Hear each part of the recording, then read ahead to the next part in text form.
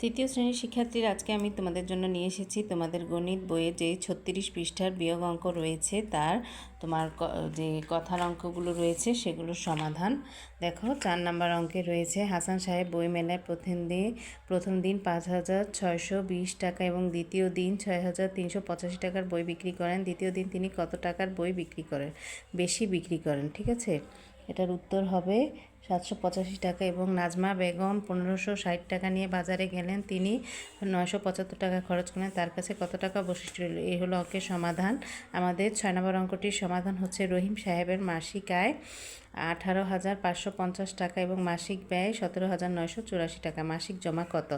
এই রয়েছে আমাদের 3 নম্বর অঙ্কটির সমাধান। আশা করি দেখো তোমরা অঙ্কের সমাধানগুলো ভালো করে দেখো এবং তোমরা এটা বাসায় এই নিয়মে করবে।